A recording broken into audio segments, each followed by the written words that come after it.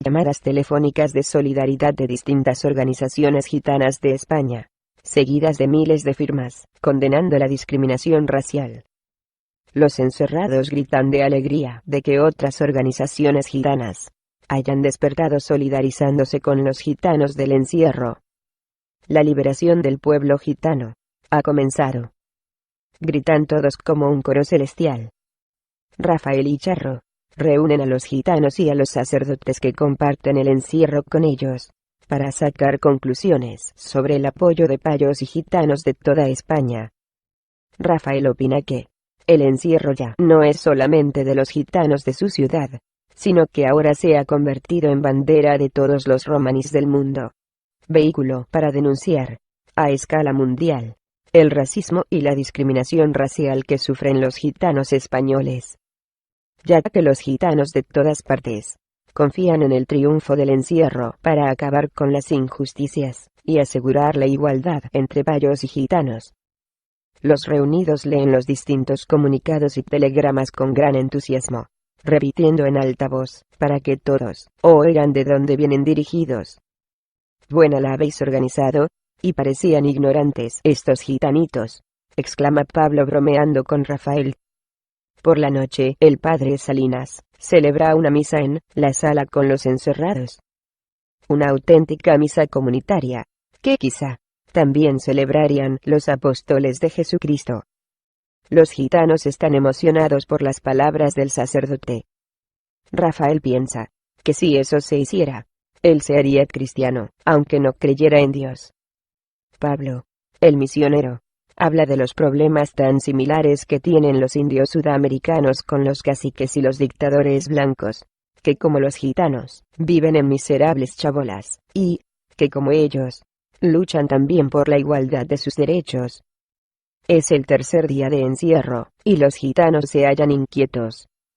El encierro se está alargando más de lo que ellos pensaron en principio. La comida escasea, y algunos han tenido que abandonar el encierro para preocuparse de su familia. Aún así, son bastantes para llevar a cabo el fin del encierro. Y juran morir antes que abandonar ese mismo día. La agencia F se hace presente donde están encerrados los gitanos. Desean grabar un video y distribuirlo por distintas televisiones de España y países hispanoamericanos. La propuesta les parece bien a todos los encerrados. Rafael redacta un informe sobre la problemática de los gitanos, y lo manda a todas las asociaciones gitanas de España. Más tarde, mantiene una conversación telefónica con el señor gobernador civil de la ciudad, que al fin se interesa por lo que se persigue con el encierro. Rafael le expone todas las razones existentes. También las autoridades locales están preocupadas por el cariz político que toma la cuestión del encierro de los gitanos. Las autoridades centrales toman cartas en el asunto que se le escapa de las manos, y por ello, mandan una comisión del Senado por los Derechos Humanos, para que hagan una investigación de los actos de racismo que denuncian los gitanos desde el encierro. Rafael redacta un comunicado para informar a la ciudad del auténtico problema que existe en Barrio Blanco entre payos gitanos. Rafael apunta en el informe: los hay que les interesa manipular las noticias, perjudicando la imagen de los gitanos del encierro. Racismo e interés creados en Barrio Blanco, por algunos listillos que asusan a los demás vecinos a vociferar contra los gitanos, con la excusa de hacerles ver que están defendiendo sus intereses en una causa justa. Más tarde, Rafael concede una entrevista a United Press, donde exponen los problemas de marginación y discriminación racial. A continuación, los encerrados se reúnen para redactar un nuevo comunicado, para que el tío Santos lo mande a leer ante payos gitanos. Ya que todas las tardes se concentran a la puerta del Palacio Arzobispal, ayudando a los recluidos con sus protestas en contra la marginación de los gitanos chabolistas, que no consiguen ser aceptados por los payos de Barrio Blanco. Rocío y las otras mujeres de los encerrados portan pancartas reivindicativas que Luis ha preparado para ellas. Un abogado en derechos humanos, amigo de la Asociación Gitana, apoya y defiende lo que se persigue a través del encierro. Algunas veces, entra donde los encerrados, y asesora a Rafael en las actividades legales que debe seguir de su lucha gitana. Y Rafael, ante el interés que demuestra a favor de las familias rechazadas, le asigna el puesto de defender, como abogado, la causa del encierro ante las autoridades de la ciudad, puesto que él acepta encantado. Al cuarto día del encierro, gente intelectual y pacifista se solidariza con la causa de los encerrados. Pedro, un profesor de la universidad, organiza el colectivo por la paz y el desarme. Luego se entrevista con los recluidos para proponerles su colaboración de organizar un puente por la paz y la solidaridad entre la comunidad payas y gitana, por el derecho de todos los seres humanos a convivir, sin discriminación de raza ni clases, y para garantizar los derechos humanos de todos los pueblos. Y los encerrados, que ven en ello una buena proposición, aceptan la positiva idea del profesor. Una vez puestos de acuerdo en cómo y cuándo, deciden redactar unas octavillas para repartirlas entre el personal de apoyo y otros ciudadanos que le interese el tema. También elaboran un comunicado para ser leído al final del puente por la paz. La prensa y los medios de comunicación se presentan todos los días en la puerta del Palacio Arzobispal para recoger noticias de los encerrados y poder alimentar a sus lectores con noticias de primera mano. Los encerrados recobran ánimo con la vigorosa aportación de Pedro. Miles de personas se concentran en la plaza donde se halla el Palacio Arzobispal, respondiendo a la llamada de solidaridad en pro de los gitanos, preparados ya para el puente por la paz, que el colectivo ha organizado, con la aprobación de la Asociación Gitana. Payos de todas las clases sociales se agarran a las manos de los gitanos que han acudido de diferentes sitios de la ciudad. Una gran cadena humana se forma soldada de manos morenas y blancas, eslabones unidos por la solidaridad.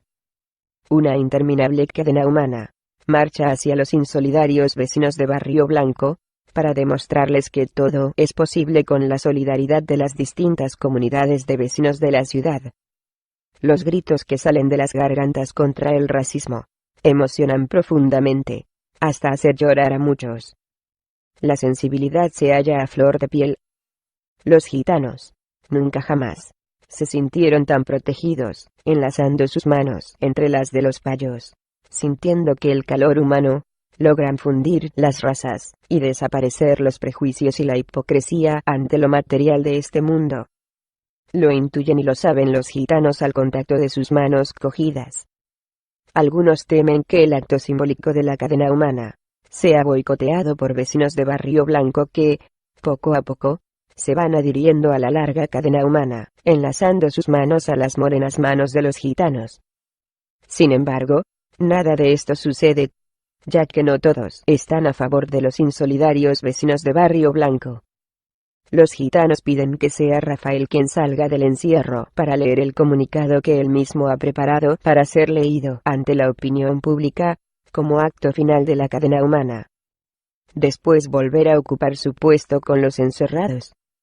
La policía ha desviado el tráfico de la ruta por donde debe pasar la cadena humana, que es de unos 4 kilómetros desde su salida de la plaza donde está el Palacio Arzobispal, hasta el Parque Municipal de Barrio Blanco, donde después de ser leído el comunicado, se dará por terminada la cadena humana. La televisión no ha querido perderse el evento de la cadena humana, y acude a firmar la noticia, así como los medios informativos de prensa y radio. Todos acuden a por la noticia. Comunidades cristianas, ateos, profesores, alumnos, literatos, obreros y amas de casa, de la ciudad y de los barrios, forman la cadena humana con los gitanos. Todos se sienten satisfechos de participar en lo que creen justo y necesario hacer por la paz y la solidaridad con los gitanos encerrados.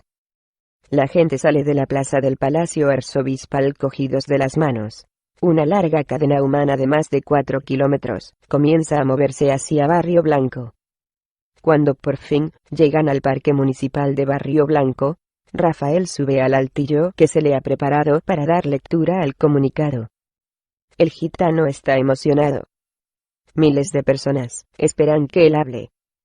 También tiene cierto miedo, pues a la lectura del comunicado, han venido los más extremistas del problema suscitado entre payos y gitanos. Y Rafael teme que empleen la violencia, incluso que le disparen mientras lee el comunicado. La potente megafonía que ha preparado el colectivo por la paz y el desarme, hace que la voz del gitano suene fuerte y clara. El gitano se siente observado por miles de ojos. Su semblante está tenso. Algunos le miran con ojos de odio. El silencio se convierte en algo sagrado, y Rafael comienza la lectura. A todos los ciudadanos que han participado, con su solidaridad en esta cadena humana. A todos aquellos que defienden la igualdad y los derechos humanos. El trabajo, la vivienda y la educación, para todos los españoles, sin discriminación racial. A todos ustedes. Gracias. Ante tanta polémica verbal, ante tanta violencia solapada que niega el realojo de 36 familias al derecho de la vivienda, la Asociación Gitana grita: basta ya. Basta de disfraces hipócritas, y llamemos a las cosas por su nombre. Discriminación racial es la palabra que se esconde bajo la defensa de argumentos simplistas de terrenos y zonas verdes, de polideportivos, iglesias y hoteles. Porque no se dice las cosas claras. Los barrios discriminan a los gitanos, negándoles el derecho a la convivencia, el derecho a poseer una vivienda digna, y poder dejar la chabola. La verdad es racismo solapado. Pues, si antes nos discriminaban de frente, ahora se nos discrimina democráticamente, es decir, con la peor de las armas: la hipocresía para esconder las apariencias. Nuestra historia está plagada de capítulos de exterminio, persecución y desalojo.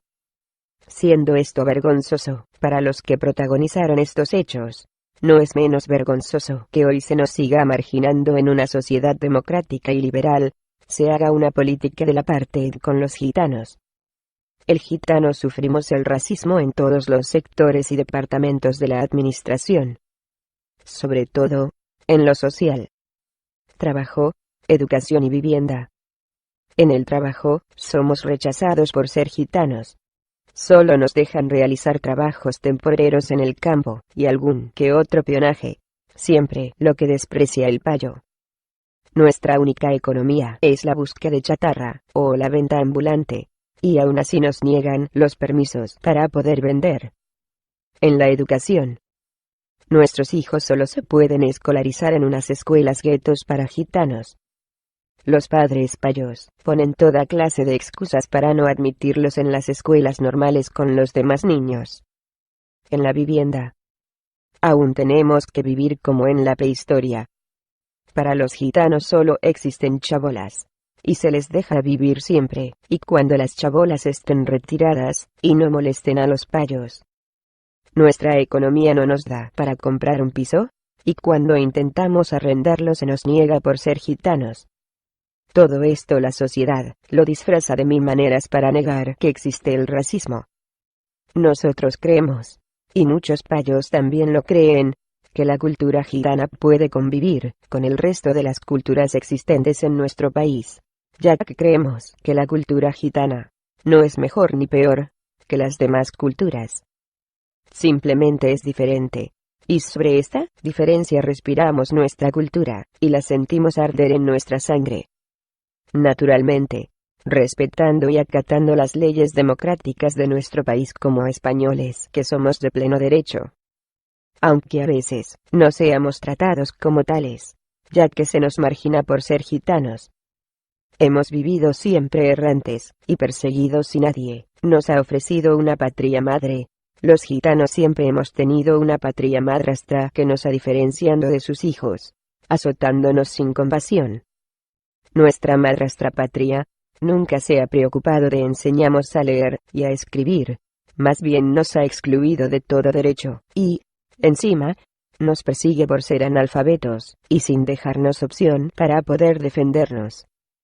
Dicen, y yo les creo, que existe cristianos, humanistas, filósofos y revolucionarios, que luchan por los derechos del hombre. Y nosotros nos preguntamos, ¿creen que los gitanos son hombres? Lo decimos porque nadie se ha rasgado las vestiduras por las injusticias que sufrimos los gitanos. Arrinconados y perseguidos,